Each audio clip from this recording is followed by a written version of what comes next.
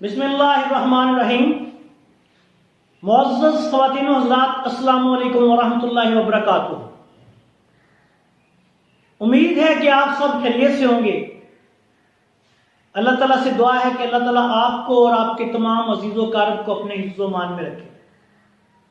आज की इस मुख्तसर सी वीडियो में मैं पित्ते की पथरियों और जिगर की पथरियों का एक इंतहाई आसान सा नुस्खा आपकी खिदमत में पेश करने जा रहा हूं। कुछ दोस्तों की तरफ से मुसलसल मैसेज आ रहे थे कि पित्ते की पथरी के लिए कोई आसान सा नुस्खा बयान करें, तो इस सिलसिले में ये वीडियो जो है वो आपकी खिदमत में पेश कर रहे हैं। आपसे गुजारिश है कि अगर आपने अभी तक हमारे चैनल को सब्सक्राइब नहीं किया तो इसको सब्सक्राइब करें और हमारी वीडियोस को दूसरे दोस्तों के साथ शेयर भी किया करें ताकि दूसरे भी इनसे इस्तिफादा हासिल कर सकें। पित्ते की पथरियां जो होती हैं, जिसका एलोपैथी में अमूमी तौर पर इलाज जो है वो ऑपरेशन तजवीज किया जाता है। ये अमूमी तौर पर 3 मिजाजों में देखने में आती हैं: खुश्क सर्द, खुश्क गर्म, गर्म खुश्क। मैंने अपनी तकरीबन 25-30 साल तिब्बी प्रैक्टिस में इनको इन्हीं तीनों मिजाजों में देखा है और मिजाजों के मुताबिक दुरुस्त इलाज कर दिया जाए तो अल्लाह के फजल करम से बगैर ऑपरेशन मरीज जो है वो शफायाब हो जाते हैं। सबसे पहले हम देखते हैं कि पित्ते में पथरियां कैसे आती हैं। पित्ते में कोई ऐसा रूट नहीं कि पथरी बन सके या किसी बैरूनी जगह से पथरी वहां दाखिल हो जाए। असल बात यह है कि ये बाइल होता है जिसको तिब में सुफरा कहते हैं। पित्ता जो है वो उसमें वो बाइल जमा होता है, तो खुश्की सर्दी की वजह से, खुश्की गर्मी की वजह से अमूमी तौर पर यह जम जाता है। जब जम जाता है तो ये पथरियों की शक्ल इख्तियार कर लेता है, हालांकि ये पथरियां नहीं होती। अब होता क्या है कि अगर आप इस बाइल को, इस सुफरा को इंसानी जिस्म का मजाज दुरुस्त कर दें तो ये दोबारा पानी की शक्ल इख्तियार कर लेता है, सुफरा बन जाता है। इसकी मिसाल बिल्कुल ऐसी है कि जैसे बर्फ से पानी और पानी से बर्फ का बनना। जैसे बर्फ जो होती है वो सर्दी की वजह से बनती है पानी से, और जब इसको हरारत दी जाती है, हीट मिलती है, तो यही जो बर्फ है वो पिघल के पानी बन जाता है। पानी से सर्दी की वजह से हद से ज्यादा सर्दी हुई तो बर्फ बन गई, है वो पानी की शक्ल। अब जब उसको हरारत मिली तो वो दोबारा पानी में तब्दील हो गई।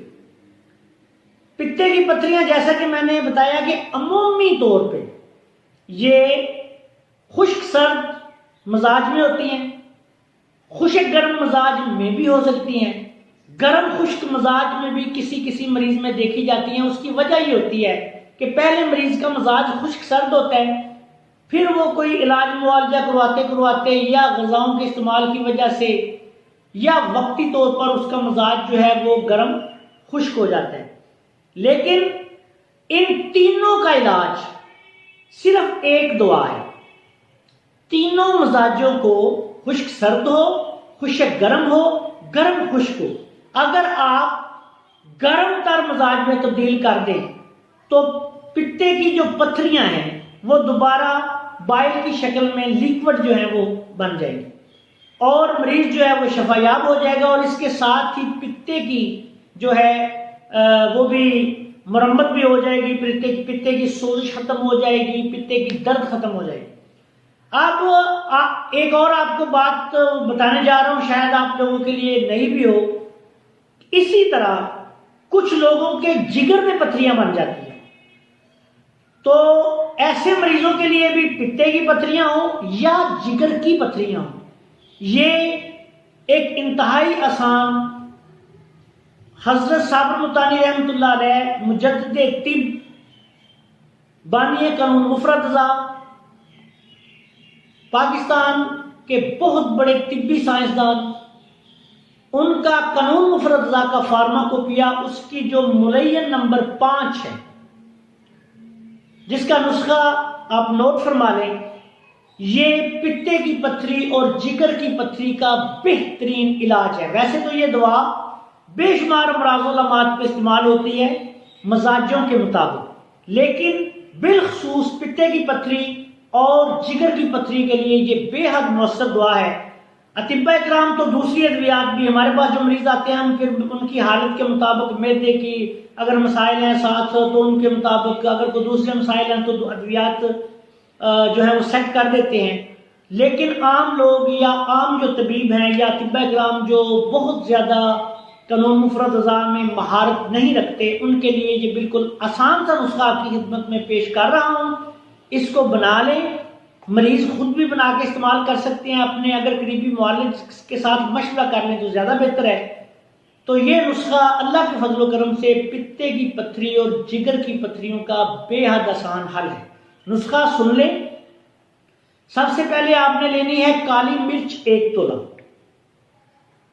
फिर आपने लेनी है नुशातर 2 तोला, फिर आपने लेनी है सुंड या जिसको सूंठ भी बोलते हैं, कई लोग सूंठ बोलते हैं, कई लोग सुंड कहते हैं, ये अदरक खुश्क है, इसको आपने लेना है 5 तोला।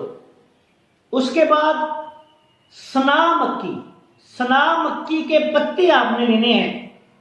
ये सना मक्की अगर आपको ना भी मिले तो शक्कर की सना मार्केट में तकरीबन 200 रुपए किलो के हिसाब से दस्तयाब है, वो आप ले सकते हैं। आपने इसके पत्ते लेने हैं 8 तोला।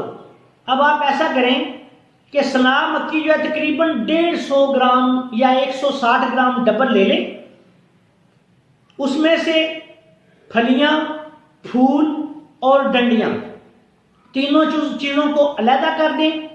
सिर्फ पत्ते जो हैं वो अलहदा करें तो ये तकरीबन 150 या 60 ग्राम में से 80 ग्राम, तकरीबन 8 तोले पत्तियां जो हैं वो आपको मिल जाएंगी।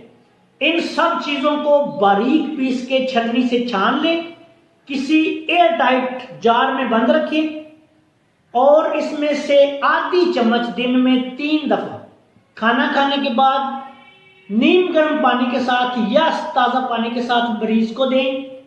इसके इस्तेमाल से बाज़ लोगों को मोशन भी आ सकते हैं ज़्यादा, अगर मोशन आए तो दवाई की मकदार कम कर दें। सिर्फ इतना इसकी मकदार को आपने इस्तेमाल करना है कि जिससे मरीज की कब्ज़ कुशाई होती रहे लेकिन उसको बहुत ज़्यादा मोशन ना आए। इसके साथ साथ तमाम सर्द चीज़ें, जो खुश्क सर्द चीज़ें हैं, मिसाल के तौर पे तमाम खट्टी चीज़ें हैं, आलू, गोभी, मटर, बैंगन, पालक, खुश्क सर्द, खुश्क गर्म, ये चीज़ें बंद कर दें और आप गर्म तर से लेके तर गर्म तक उसको मरीज को ग़िज़ा भी इस्तेमाल करें, जैसे कद्दू हैं, टिंडे हैं, मूंग की दाल है, शलजम है, इस तरह की जो ग़िज़ाएँ हैं गर्म तर से लेके तर गर्म तक ये आप इस्तेमाल करवाएं और इस दुआ को मुसलसल इस्तेमाल करवाएं 1 से 2 माह तक बर्दाश्त के मुताबिक। आप देखेंगे कि अल्लाह के फजल करम से मरीज के पित्ते की पथरी हो या जिगर की पथरी हो, इस दुआ से ख़त्म हो जाएगी। बिल्कुल जो है पित्ता नॉर्मल हो जाएगा, उसकी सोजश भी उतर जाएगी, दर्द वगैरह जो है वो भी ख़त्म हो जाएगी और मरीज आहिस्ता आहिस्ता बिल्कुल सेहतमंद हो जाएगा। अगर मरीज को ज़्यादा तकलीफ हो, शिद्दत हो, तो अपने करीबी मुआलिज के मशवरा से इस दुआ को इस्तेमाल करें ताकि वो आपको मज़ीद इसके साथ अगर किसी दुआ की ज़रूरत हो तो वो भी बता सके।